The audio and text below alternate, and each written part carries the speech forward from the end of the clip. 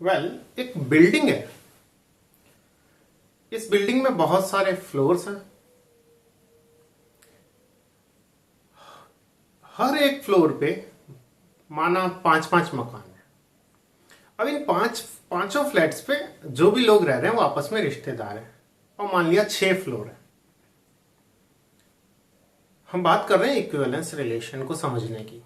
देखिए अब क्या हुआ, हमने एक सिंपल रिलेशन डिफाइन किया है। Human being A is relative of B, A is relative of B, उस पूरी बिल्डिंग के मेंबर्स में। अब हम क्या बात कर रहे हैं, पहले इसको समझें कि ये इक्विवेलेंस क्लासेस क्या है। तो हम पूरे के पूरे सेट ए क्या है, हमने ये डिफाइन किया है किसमें, बिल्डिंग में रहने वाले सारे लोग, वो है सेट ए। सेट ए को हम पेयर वाइज डिस्जॉइंट सेट में तोड़ सकते हैं। अगर एक इक्विवेलेंस रिलेशन दे रखा हो हमें, जो कि अभी हमने लिया A is relative of B, या फादर मदर ने लिया A is relative of B. अब वो अगर A is relative of B then obviously B is relative of A. हम कोई भी पर्टिकुलर रिलेशन नहीं ले रहे हैं, A is relative of B, that's all, that's how we define our relation. तो अगर ए का बी से, ए बी का फादर है तो बी ए, हमने ये नहीं लिखा ए इज फादर ऑफ बी, हमने लिखा ए इज रिलेटिव ऑफ बी। तो ये अगर फादर है तो वो उसका सन हो जाएगा, मतलब A is related to B then B is related to A. A is related to B and further B is related to C, then obviously A is related to C। बहुत सारी terms अगर father वाला है तो पोता हो जाएगा, पोता, पोती, प्रपौत्र, इस तरह के बहुत सारे हिंदी में, इंग्लिश में बहुत सिंपल शब्दों में खत्म हो जाता है। तो हमने क्या किया, अब इसको पेयर वाइज डिस्जॉइंट सेट में पहले फ्लोर वाले का कोई भी रिश्तेदार दूसरे में नहीं, दूसरे का तीसरे में नहीं है। अगर हम इसको इस तरह से लें तो क्या हुआ कि पहले फ्लोर के सभी एलिमेंट्स एक दूसरे से रिलेटेड है, लेकिन पहले फ्लोर का कोई भी मेंबर दूसरे फ्लोर के किसी भी मेंबर से रिलेटेड नहीं है और तीसरे से भी नहीं है। यानी पहले फ्लोर और दूसरे फ्लोर में कोई भी कॉमन नहीं है, दूसरे और तीसरे में भी कोई भी कॉमन नहीं है। यानी पहले फ्लोर के सारे एलिमेंट एक दूसरे से रिलेटेड है, दूसरे के सारे एक दूसरे से रिलेटेड है। और मजे की बात है कि सारे के सारे फ्लोर्स को आपस में यूनियन किया जाए तो पूरा का पूरा सेट ए, यानी पूरे बिल्डिंग में रहने वाले लोगों का सेट आता है। यानी पूरे बिल्डिंग में रहने वाले set, the set A, if we define an equivalence relation on a set A, then set A can be decomposed, तोड़ा जा सकता है कैसे, into pairwise disjoint subsets. Pairwise disjoint subsets बन जाएंगे इसके। उन सबसेट में क्या होगा, all the elements of a subset, एक सबसेट के सारे एलिमेंट एक दूसरे से रिलेटेड होंगे, बट किसी एक सबसेट का कोई भी एलिमेंट किसी दूसरे सबसेट से रिलेटेड नहीं होगा। That is how we do. यानी अगर मैं, और इसको बोलते हैं हर एक एलिमेंट की इक्विवेलेंस क्लास। और इक्विवेलेंस क्लास जैसे मान लिया फर्स्ट फ्लोर पे कोई व्यक्ति रहता है, कोई भी, मान लिया सोहन रहता है, तो सोहन जिन जिन लोगों से रिलेटेड है वो क्या हो जाएगा, set of the person who lives on first floor. मान लिया दूसरे फ्लोर पे कोई रहता है मोहन, अब मोहन की इक्विवेलेंस क्लास क्या होती है, let's define equivalence class. If R is an equivalence relation on A, then the equivalence class of element A, किसी एलिमेंट A, मान लिया मोहन की इक्विवेलेंस क्लास है, तो इक्विवेलेंस क्लास को लिखने के लिए उस एलिमेंट को स्क्वायर ब्रैकेट में लिखते हैं। मोहन की इक्विवेलेंस क्लास क्या होगी, the equivalence class of Mohan is set of all those elements which are related to Mohan. Mohan comma X must be element of R। Mohan से रिलेटेड सारे एलिमेंट्स का, मोहन से रिलेटेड सारे एलिमेंट्स का सेट। तो ऑब्वियसली क्या हो जाएगा, मान लिया मोहन फर्स्ट फ्लोर पे, तो X such that X lives on first floor, ये आ गया। अब सोहन मान लिया दूसरी बिल्डिंग में, सोहन दूसरे माले पे है, तो सोहन की इक्विवेलेंस क्लास क्या होगी, all those elements which are related to Sohan, और वो क्या हो जाएगा, Y such that Y on second floor.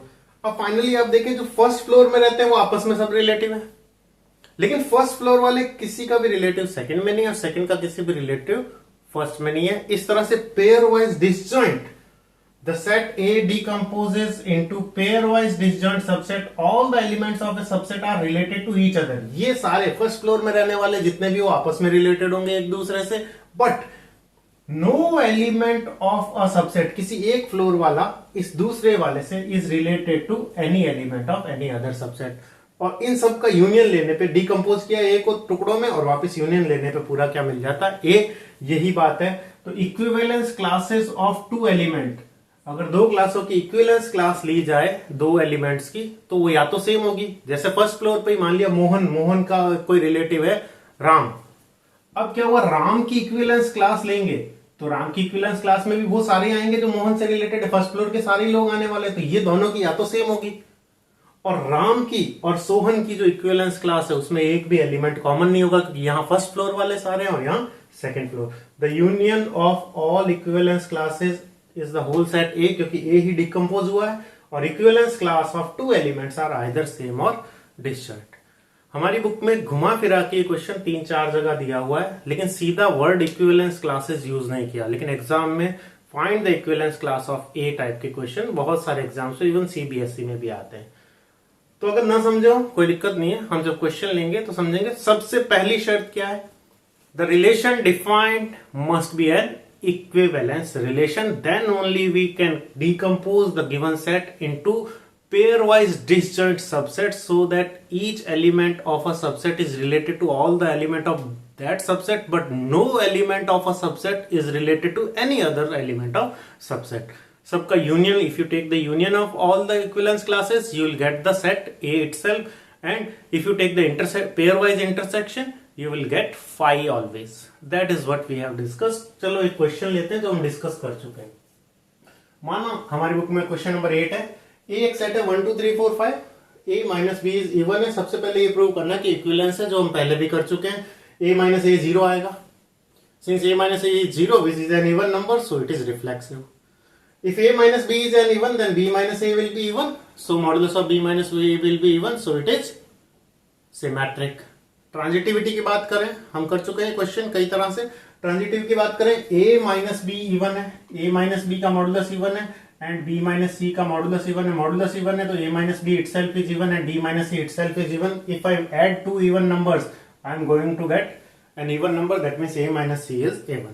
So it is reflexive, symmetric and transitive. Since it is reflexive, symmetric and transitive, so it is an equivalence relation. Now the question is, this is question number 8 of our textbook. तो question number 8 की बात करें, उसने इसी को समझाया है। Show that the relation R on the set A 1 2 3 4 5 given by R is equal to A comma B such that A minus B is A1 is an equivalence relation. This we have proved. Show that all the elements of 1 3 5, all the elements of 1 3 5 are related to each other, are related to each other, and all the elements of 2 4, 1 2 3 4 5, this one subset and another subset, and all the elements of 2 4 are related to each other, but no element of this is related to this. This is the concept of equivalence classes. Directly equivalence class शब्द use करके नहीं कहा गया, लेकिन exams में सीधा पूछा जाता है what is the equivalence class of 2। तो 2 की इक्विवेलेंस क्लास कौन सी होगी, उन सभी एलिमेंट्स का सेट जो 2 से रिलेटेड है। कौन सा ऐसा नंबर लूं जिसको 2 में से सब्ट्रैक्ट करने पे या जिसमें से 2 को सब्ट्रैक्ट करने पे इवन आए। तो 2 का डिफरेंस किसके साथ इवन आएगा, एक तो 2 के साथ। क्यों, क्योंकि रिफ्लेक्सिव तो है ही, खुद का खुद के साथ तो रिलेशन होना ही है। सिमेट्रिक भी, अगर 2 में से 4 सब्ट्रैक्ट करोगे तो 4 में से 2 सब्ट्रैक्ट करने पे भी इवन आएगा, तो 2 and 4। और अगर आप इक्विवेलेंस क्लास ऑफ 1 की बात करें तो 1 की इक्विवेलेंस क्लास मतलब क्या हुआ, set of all those element by definition which is related to 1। माना हुआ x है 1 x is element of R। अब बताओ 1 से कौन कौन रिलेटेड है, ऐसे कौन कौन से नंबर है जिसका 1 से जो डिफरेंस है वो इवन है। 1 माइनस 1 इवन है, 1 माइनस 2 इवन नहीं है, 1 माइनस 3 इवन है, मतलब 1 3 से रिलेटेड होगा। 1 minus 4 is 3, that is not an even number. 1 minus 5, तो आप देख सकते हैं ये। अब इसमें सीधा कैसे लिखेंगे answer, here we know that the difference of 2 even number is always even. दो इवन नंबर का डिफरेंस हमेशा इवन आता है, ऑड और इवन का डिफरेंस कभी इवन नहीं आ सकता। या तो दोनों इवन नंबर का डिफरेंस इवन आएगा, दो ऑड नंबर्स का डिफरेंस भी इवन होता है। That is the most important thing, जो 6 7 8 में बार बार पढ़ते थे, फिल इन द ब्लैंक्स, हमें लगता था क्यों पढ़ रहे हैं, यहां पर आगे समझ में आता है क्यों पढ़ते हैं। देखो, दो ऑड नंबर के बीच में डिफरेंस हमेशा क्या होगा, एक इवन नंबर, 3 5 7 9, जब डिफरेंस लोगे तो दो दो का डिफरेंस आ रहा है, यानी कोई भी दो ऑड नंबर लेंगे difference will always be an even number, और इवन नंबर के बीच का डिफरेंस तो इवन रहना ही है। इसका मतलब अंडर द गिवन रिलेशन के दो का डिफरेंस इवन हो, क्या होगा, all the even number of this sets are related to even number only. That means 2 will be, if I talk about 1 is an odd number, so it will be related to all the odd numbers here, that is 1, 3 and 5, and this is known as the equivalence class of the element 1. Now if I try to find the equivalence class of 2 से कौन कौन related है, 2 है itself, 4 है, सारे even number इससे related होंगे। 3 से कौन होंगे, 3 से रिलेटेड कौन कौन है देखते हैं इस रिलेशन में, कि डिफरेंस इवन आना चाहिए, तो सारे ऑड नंबर जो इसमें 1, 3 एंड 5। फिर 4 से रिलेटेड कौन होंगे, 4 की इक्विवेलेंस क्लास, तो क्या होंगे, 4 से रिलेटेड होंगे सारे even number, that is 2 and 4। 5 सबकी इक्विवेलेंस क्लास लिख के देख लेते हैं। 5 से रिलेटेड होगा 1 होगा, 3 होगा और 5। अब किन्हीं भी दो एलिमेंट्स की इक्विवेलेंस क्लास या तो सेम होगी, 1, 3 एंड 5 की equivalence classes of two element is either same और डिस्जेंट, और अगर इनकी बात करें तो इसमें एक भी कॉमन नहीं होगा। यही बात हमने शुरू की थी, this is how we understand equivalence classes. इसी तरह से इन सब का, जैसे इक्विवेलेंस क्लास 1 की और 2 की, 3 की सेम आ गई, 4 की सेम आ गई, 4 की सेम है ये 2 वाली और 3 की। अगर इन सब का यूनियन लिया जाए तो सारे एलिमेंट आ जाएंगे 1, 2, 3, 4, 5, 1, 2, 3, 4, 5। So A can be decomposed into pairwise disjoint subset. All the elements of a subset are related to each other, but no element of one set is related to any other subset. 1 का 3 से, 3 का 5 से, सबका आपस में है, इनका सबका आपस में है, लेकिन किसी का इसका इससे भी सेम है, या तो इसका इससे होगा ही नहीं, और इसमें से किसी भी एलिमेंट का इससे नहीं होगा। This is how we do equivalence classes. और इक्विवेलेंस क्लासेस पे क्वेश्चन है हमारी बुक में, in the XY plane, in the XY plane a relation R is defined as L1, L2 is element of L1 R if L1 is parallel to L2। दो lines आपस में parallel है, ये है question number XY plane में, question number 14 in XY plane. अब XY plane का नाम क्यों लिया उसको समझते हैं लास्ट में, क्योंकि इसने पूछा कि show that R is an equivalence relation, find the set of all lines related to the line y is equal to 3x plus 4। y is equal to 3x plus 4 से रिलेटेड सारी lines का set बताएं, मतलब कुल मिला के इसके parallel कितनी लाइंस हैं उनका सेट, और इसके पैरेलल जो भी लाइन है वो इससे रिलेटेड होगी, और इससे रिलेटेड लाइंस के सेट को इस लाइन की इक्विवेलेंस क्लास कहते हैं। इसने डायरेक्ट नहीं पूछा find the equivalence class of the line y is equal to 2x 3x plus 4, क्या पूछा, उन सभी लाइनों का सेट बताइए, उन सभी लाइनें बताइए जो इससे रिलेटेड है। लेट्स सी, सबसे पहले इक्विवेलेंस प्रूव करते हैं। कैसे प्रूव करें, सबसे पहले बात करें, late Li is any element of a line in XY plane, then we know that every line is parallel to itself, that is Li is parallel to Li for every Li is element of L, so L is reflexive. हम बात कर चुके हैं इसकी, symmetric भी है, क्यों, if L1 is related to L2 that is L1 is parallel to L2, that can be written as L2 is parallel to L1, that means L2 is related to L1. Since L1 related to L2 gives L2 related L1, so this R is symmetric. Now transitive, L1 is related to L2 and L2 is related to L3, that means L1 is parallel to L2 and L2 is parallel to L3, that means तीनों parallel है, L1 is parallel to L2 is parallel to L3, that will simply give me L1 is parallel to L3, that is L1 is related to L3, so L1 का L2 से और L2 का L3 से होने पे L1 का सीधा L3 से रिलेशन है, इसलिए कैसा है, ट्रांजिटिव है। Since it is reflexive symmetric and transitive, step by step हम पूरा लिखेंगे सॉल्यूशन। अब क्योंकि reflexive symmetric transitive, so it is an equivalence relation. Last में पूछा जाते जाते क्या, find all the lines in X Y plane which are related to this. ऐसी कौन सी लाइंस हैं जो इस लाइन के पैरेलल है? L1 must be parallel to L2 if L1 is related to L2। तो पैरेलल लाइन का सीधी सी बात है, slope will be same, only the constant will be changed. हमने 11th में पढ़ा था, अगर कोई भी दो लाइंस हैं, चार लाइंस है, पैरेलल कब होंगी? जब उनका स्लोप सेम हो। तो हम इसके पैरेलल लाइंस क्या लिखेंगे? द सेट ऑफ लाइंस, यानी सीधी सी बात है y is equal to 3x plus 4 if this is particular line L। तो इसकी इक्विवेलेंस क्लास क्या हो जाएगी? ऑल दोज, माना यहां लिख दिया L such that L is a line parallel to 3x plus y is equal to 3x plus 4। अब y is equal to 3x plus 4 के पैरेलल लाइंस कौन सी होंगी?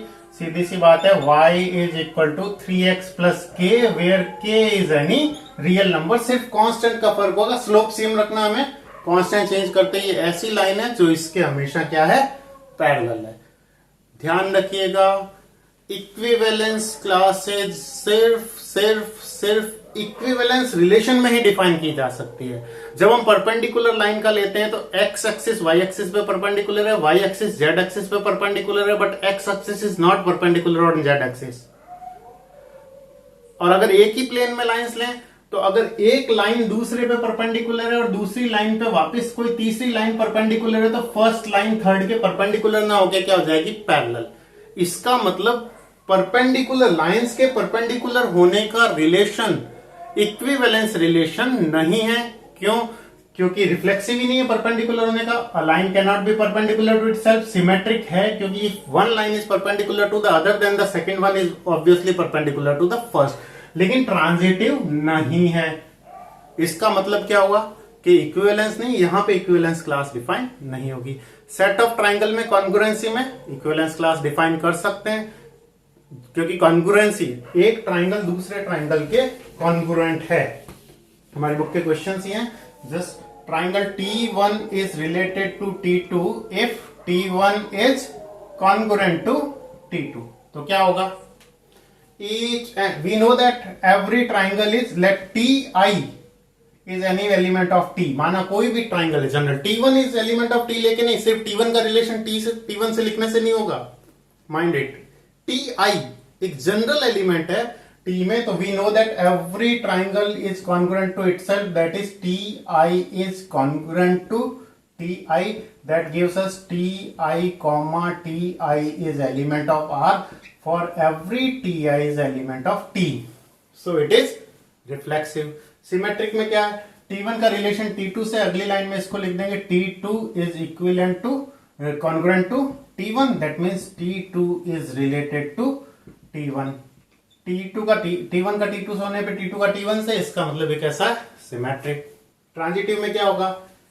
T1 is related to T2 and further this T2 is related to T3, this will simply give me T1 is related to T3। कैसे? कि T1 is congruent to T2 and T2 is congruent to T3, तो obviously तीनों congruent है एक दूसरे के, तो T1 किसके कॉन्ग्रुएंट हो गया? T3 के, यानी T1 किससे रिलेटेड है? T3। Is it clear? Congruent ना हो गया। हमारी बुक में क्या पूछा? T1 is similar,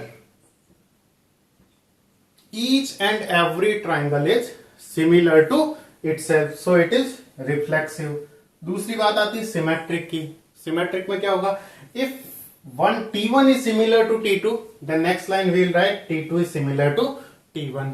फिर तीसरा transitive, if T1 is similar to T2 and T2 is similar to T3, then T1, T2, T3 all are similar, so T1 is similar to T3, that is T1 is related to T3। हमने एक standard model answer लिखा हुआ है, सब में यही करना है, पहले का दूसरे से, दूसरे का तीसरे से, सीधा पहले का तीसरे से प्रूव करना है।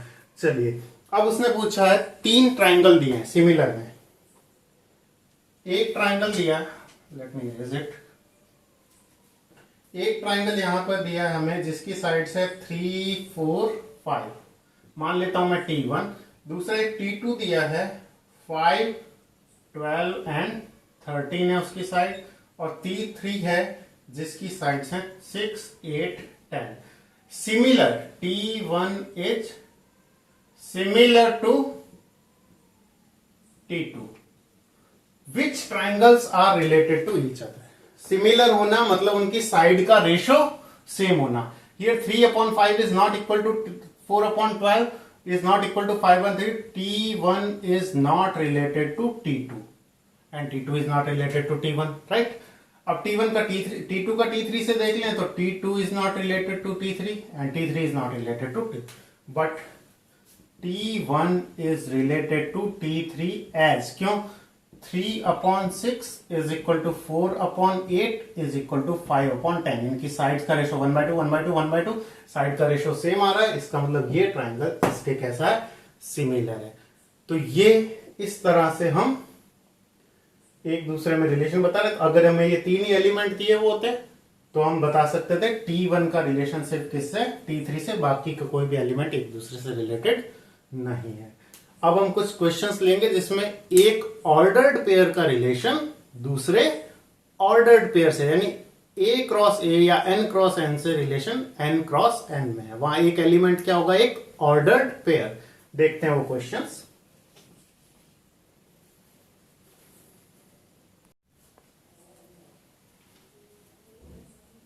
तो यहां पर हमारे पास एक क्वेश्चन है जिससे हम बहुत सारे क्वेश्चन इसी तरह के डिस्कस करेंगे मिलते जुलते, जो कि बोर्ड में कई बार पूछे गए.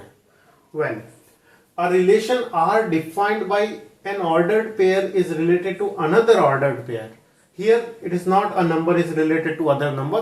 N ordered pair is related to another ordered pair if a plus D is equal to b plus C. अगर इसको ध्यान से देखें, a plus D that is sum of external and b plus c that is sum of internal. If a plus d is equal to b plus c. सबसे पहला काम we must try to understand the definition के कैसे वो define किया गया. Okay.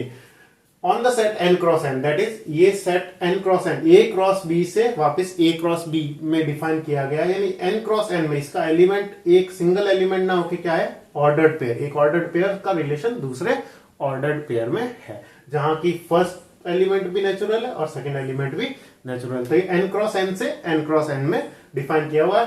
अब इसको प्रूव करना है कि इक्विवेलेंस रिलेशन है. तो सबसे पहले हमेशा की तरह क्या करेंगे? Here the given relation is defined as. Here the given relation is defined as. हम डेफिनेशन लिख देंगे और इसको समझ भी लेंगे. a प्लस डी मतलब एक्सटर्नल का sum is equal to internal का सम. अब सबसे पहला पॉइंट आता है रिफ्लेक्सिविटी. अभी तक हम एक एलिमेंट लेते थे, हमेशा एक ही एलिमेंट लेना, लेकिन यहां एक एलिमेंट का मतलब one ordered pair and one ordered pair is A B. One ordered pair is A B. यहां पर ए नहीं लेना ऑर्डर्ड पेयर. अब ए बी ऑर्डर्ड पेयर लेना है और ए कॉमा बी ऑर्डर्ड पेयर का रिलेशन वापस इसी ऑर्डर्ड पेयर यानी ए कॉमा बी से शो करना है. माइंड इट, यहां ए बी को ए से रिप्लेस नहीं करना है. इसका रिलेशन इससे, तो यहां पर वापस ए बी आना चाहिए. ए बी का रिलेशन वापस ए बी से.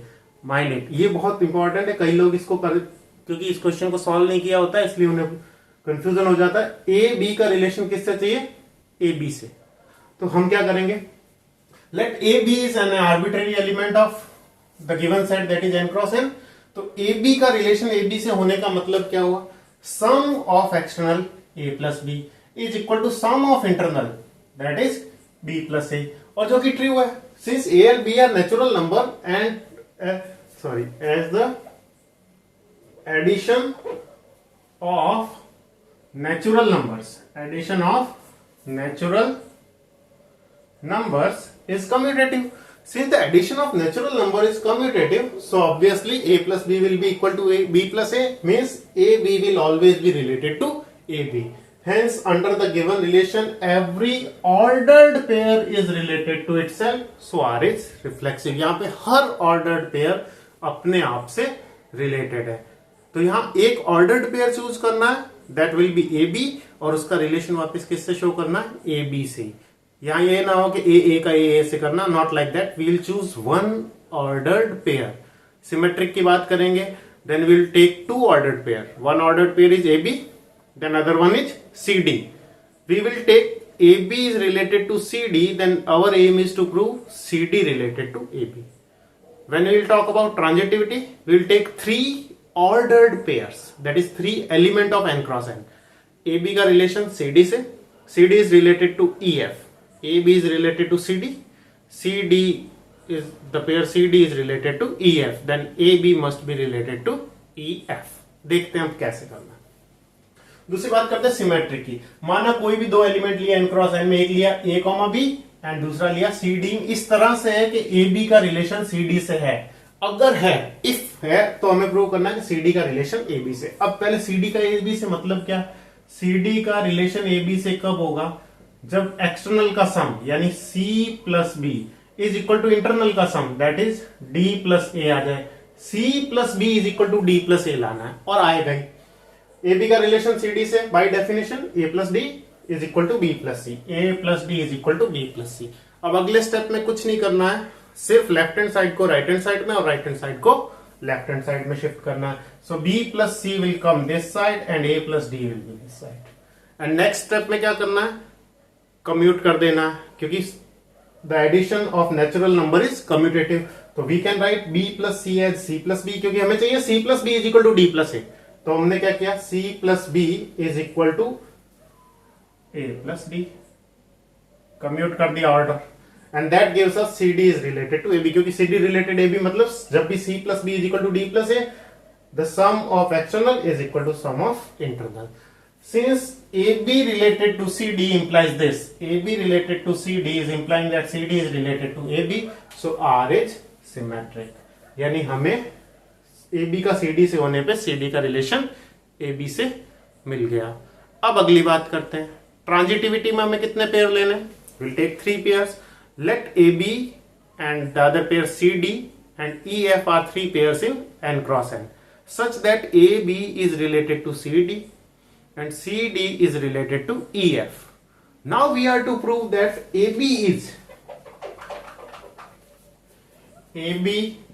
is related to CD and CD is further related to EF, and we are to prove that first pair is related to the third one.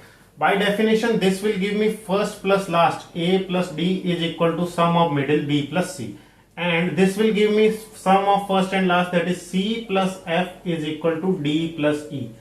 Simply ये add करने का है, addition का है, तो हम क्या करेंगे? दोनों इक्वेशंस को ऐड कर देंगे. And what we will get is the left hand side will be added to left hand side. A plus D plus C plus F is equal to B plus C plus D plus E.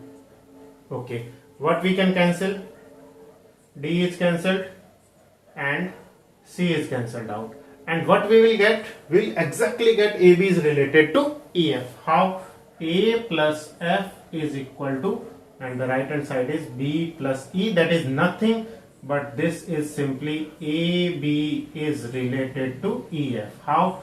The sum of external, that is A plus F is equal to sum of internal B plus E. This is how we do. Let's check it out. Let A, B, C, D, E, F are element of n cross n such that AB is related to CD and further this CD is related to EF. Then AB is related to CD and CD is related to EF. What we will do is, by definition, A plus D is equal to B plus C, and this gives us C plus F is equal to D plus E. C plus F is equal to D plus E. What we will do? Simply add the left hand side of this equation to left hand side of this and right hand side of this equation to right hand side of this, that is adding these two equations. Now we will get cancelled out and A plus F is equal to B plus C, that is nothing but the relation of first ordered pair with the third that we wanted. Okay, whenever AB is related to CD and CD is related to EF, AB is related to EF, so R is transitive. Here R is reflexive, symmetric and transitive, so the given relation is an equivalence relation.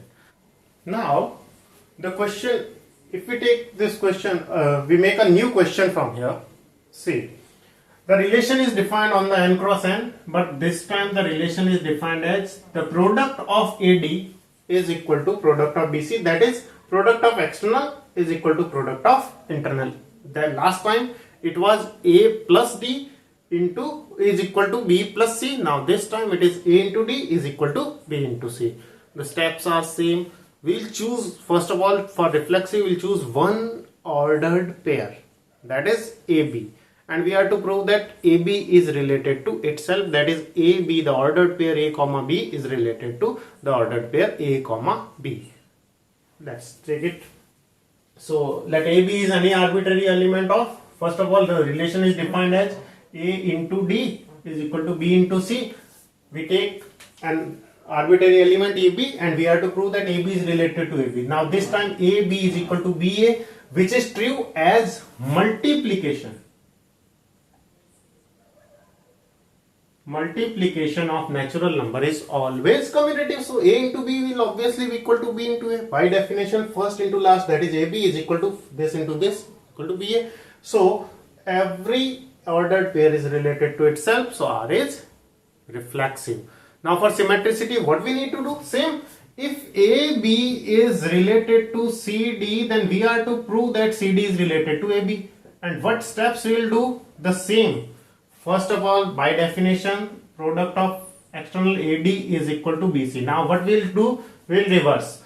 Left hand side will be taken to right hand side and right hand side will be taken to left hand side. Now what is next? We will commute. CB is equal to DA. That simply gives us CD is related to AB. यहां पे इनका order change नहीं करना, BA is related to DC नहीं करना है, R के respect में ये एलिमेंट इधर आ जाएगा. Now CD will be related to AB. इस बात का ध्यान रख. कई लोग क्या करते हैं, ये ट्राई करते हैं कि BA का रिलेशन DC से, ऐसा नहीं करना है. One ordered pair is related to other ordered pair, then other ordered pair must be related to the first ordered pair. That is the logic. तो ये हो गया. इस बार क्या था, AB का रिलेशन CD से, A into D, AD is equal to BC. तो इससे अब BC is equal to AD, left hand को राइट हैंड में लिख दिया, राइट हैंड को लेफ्ट हैंड में, फिर ऑर्डर चेंज कर दिया. CB is equal to DA, that is CD is related to AB. So since AB is related to CD gives us CD is related to AB, hence it is symmetric. What we will do with transitivity? Last time हमने क्या किया था, जब ये relation आए तो इन दोनों relations को क्या किया, ऐड किया. अब ऐड ना करके क्या कर देंगे, मल्टीप्लाई. तो दैट इज सिंपली हियर. माना AB का रिलेशन CD से और CD का रिलेशन EF से है, तो AB का CD से और CD का EF से, इसका मतलब AD is equal to BC. Product of external is equal to product of internal. This will give product of external CF is equal to DE. C into F is equal to D into E. अब क्या करना है, दोनों को multiply करना है. So AD into CF, AD into CF is equal to BC into DE. Now क्या क्या कैंसिल हो रहा है, C और D नहीं बचेगा, D will be cancelled out, C will be cancelled out. AF is equal to BE. That simply gives us AF is equal to BE, that is AB is related to EF. तो सम वाले question में transitivity के लिए क्या किया, दोनों terms का सम कर दिया. हमारे पास दो थे, AB का रिलेशन CD से और CD का EF से. प्रोडक्ट वाले में क्या किया, प्रोडक्ट कर दिया. अब नेक्स्ट क्या है, नेक्स्ट देखिए, इसी क्वेश्चन को चेंज ऐसे किया. तीसरा ऑप्शन इसमें ये था, AD फर्स्ट का लास्ट से प्रोडक्ट और बचे हुए दोनों का sum B plus C is equal to BC into A plus B. आपको ये सारे सॉल्यूशन डिस्क्रिप्शन में PDF फाइल मिल जाएगी. वेल, अब ये कैसे हुआ, सीधा सा है, first into last into B plus C is equal to this into this. इस बार ये इंटू ये प्लस, यहां पर ये इंटू में और ये प्लस में. Same steps. सबसे पहले the relation is defined as, now the definition of relation is like this. How, the product of external into B plus C is equal to product of external BC into A plus D. कैसे करना है आगे, वही AB का relation AB से prove करना है. वो ट्रू है या नहीं देखते हैं. AB का रिलेशन AB से इस डेफिनेशन के हिसाब से first into last, that is AB into this plus this, B plus A is equal to क्या आएगा, BA this into this and A plus B. By definition first plus last.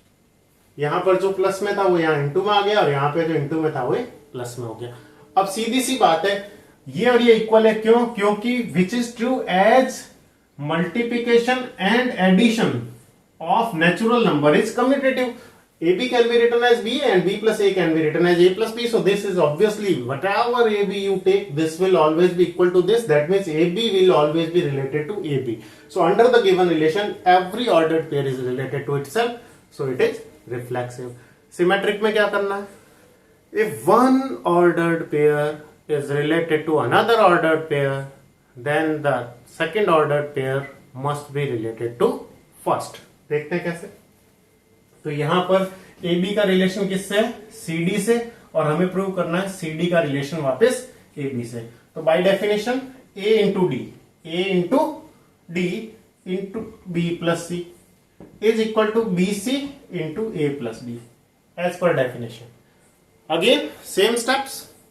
Left hand will go to right hand side and right hand side will go to left hand side. So it will be written as BC into A plus D is equal to AD into B plus C. Now what we'll do? We will commute it. So BC can be written as C into B and A plus D can be written as D into A. Same way DA into C plus B, and it is nothing but what we want. हमें क्या चाहिए था? CD का relation AB से. यही है, ये देखो CD रिलेटेड टू AB. कैसे होता CD का AB से? First into last CB into D plus A is equal to DA into C plus B as per that. So whenever AB is related to CD is related to AB. So the given relation is symmetric. Now we will prove it transitive. See how. We are given that AB is related to CD and CD is related to AB is related to CD and CD is related to EF, and we have to prove that AB is directly related to EF. See how. By definition, AD into B plus C is equal to BC into A plus B, and CD is related to EF. First into last, CF multiplied by second into third, that is D plus E is equal to, अब इनका product, यहां इनका product ये है, तो आ जाएगा DE into C plus F. अब क्या करना हमें? सीधा मल्टीप्लाई करने से भी बात नहीं बन रही और ऐड करने से भी बात नहीं बन रही. इसको ध्यान से देखें, इधर A प्लस डी है और इधर AD है, इधर B प्लस C और इधर BC है. तो हम इसमें एक स्टेप करेंगे कि A प्लस डी सारा एक तरफ आ जाएगा, AD से डिवाइड कर देंगे हम, और इधर BC से. So this will give me B plus C upon BC is equal to A plus D upon AD. In the same way D plus E के नीचे D plus E upon DE is equal to C plus F upon CF, and that will give us our result. क्या किया हमने? A B वाले सारे जो A D एक साथ ले लिया और B C एक साथ ले लिया. अब क्या होगा? This B upon BC is 1 upon C upon BC is 1 upon B. In the same way, A upon AD, A will be cancelled out. D upon AD, D will be cancelled out, and D upon DE, that is 1 upon E, and E upon D, that is 1 upon D, and C upon CF, that is 1 upon F, and F upon CF is 1 upon C. Now, जैसा पुराने steps में करते थे, just add these two equations. Left hand side will be added to left hand side, and right hand side will be added to right hand side. So this will give 1 upon C plus 1 upon B. The left hand side of first equation will be added to the left hand side of second equation, that is 1 upon E plus 1 upon D is equal to right hand side will be summed up to right hand side, 1 by D plus 1 by A plus the right hand side is 1 by F plus 1 by C. Let's check what can be cancelled out. This D and C will be cancelled out. This is E actually. So this will give you 1 upon B, 1 upon B plus 1 upon E is equal to 1 upon A plus 1 upon F. Take the LCM. BE, this is E plus B is equal to AF is equal to F plus A. Just cross multiply. What it will give? AF into E plus B is equal to BE into F plus E, and that is nothing but AB, first ordered pair, is related to EF. कैसे? First plus last, first into last, AF into B plus E, It can be written as B plus E is equal to B into E and sum of A plus F. F plus A can be written as F plus. So what is done is same step है सब में. Reflexive में क्या करना है? Since the multiplication of natural number and addition of natural number is commutative, so it will obviously be true for every AB. So every AB is related to AB. When we talk about symmetricity, what we'll do in all the cases? Simply, we just took the left hand side to the right hand side and the right hand side to the left hand side. Now we commutated. ये product है तो product में commute कर दिया और सम है तो सम में कम्यूट कर दिया. इन द सम और प्रोडक्ट दोनों उसमें भी कम्यूट हो गया. Symmetricity has no problem. Then we go to the transitivity. Transitivity में सम वाले में क्या किया? दोनों इक्वेशंस को सम कर दिया. प्रोडक्ट वाले में AD is equal to BC में क्या किया? दोनों का प्रोडक्ट कर दिया. इस वाले में क्या किया?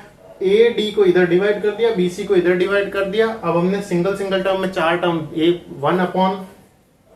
One upon C plus one upon B is equal to one upon D plus one upon A इस फॉर्मेट में आते ही अब जैसे ही ऐड किया बीच की टर्म्स कैंसिल हो गई. चार वही चार बची जिनमें हमें रिलेशन चाहिए था. This is how we do the relation of an ordered pair with an ordered pair, that is a relation defined on A cross B to A cross B, that is n cross n to n cross n. I hope you will be able to do it.